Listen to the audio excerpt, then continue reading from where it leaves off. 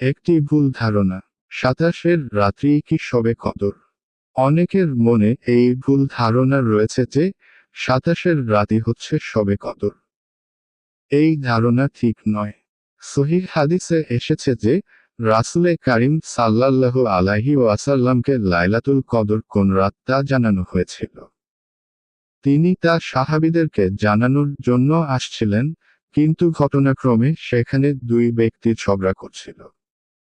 তাদের ওই ঝগড়ার কারণে রাসূলুল্লাহ সাল্লাল্লাহু আলাইহি ওয়াসাল্লামের নিকট থেকে সে রাতের ইলম উঠিয়ে নেওয়া হয়। এই কথাগুলো সাহাবীদেরকে জানানোর পর নবী সাল্লাল্লাহু আলাইহি ওয়াসাল্লাম বললেন, হতে পারে এতেই তোমাদের জন্য কল্যাণ রয়েছে। এখন তোমরা এর রাত, অর্থাৎ তার বরকত ও ফজিলত, রমজানের শেষ দশকে অন্বেষণ কর। সহিহ বুখারী হাদিস 2020, সহিহ মুসলিম হাদিস 1165/209। অন্য হাদিসে বিশেষভাবে বেজোর রাতগুলোতে তালাশ করার আদেশ দেওয়া হয়েছে, মুসনাদে আহমদ। তাই 27-এর রাতকেই সুনির্দিষ্টভাবে লাইলাতুল কদর বলা উচিত নয়।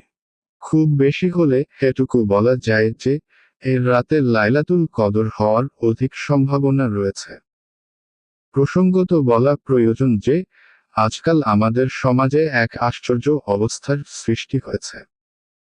তা এই যে রমজানের শুরুতে মানুষ আগ্রহ ও উদ্দীপনার সঙ্গে দলে দলে মসজিদে এসে থাকে। এটা অত্যন্ত ভালো দিক। কিন্তু যতই দিন যেতে থাকে মুসল্লির সংখ্যা ততই হ্রাস পেতে থাকে।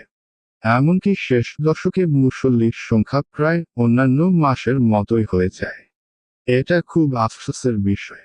রমজানের প্রথম দিকে যে আগ্রহ উদ্দীপনা ছিল শেষ দিকে তা আরও বৃদ্ধি পাওয়া উচিত। কেননা রমজানের শেষ দশকের ফজিলতই সবচেয়ে বেশি। রাসূলে কারীম সাল্লাল্লাহু আলাইহি ওয়াসাল্লামের অভ্যাস এই ছিল যে শেষ দশকে তিনি পুরো রাত জাগতেন, পরিবারের লোকদেরকে জাগিয়ে দিতেন এবং ইবাদতের জন্য কোমর বেঁধে নিতেন। সহিহ মুসলিম। উপরের আলোচনা থেকে বোঝা গেছে যে রমজানের প্রথম দিকে মসজিদে উপস্থিত হওয়ার যে উৎসাহ উদ্দীপনা, তা অত্যন্ত মোবারক বিষয়। এটা মোটেই নিন্দার বিষয় নয়। নিন্দার বিষয় হলো ধীরে ধীরে তা হ্রাস পেতে থাকা। আল্লাহ তাআলা আমাদের হেফাজত করুন।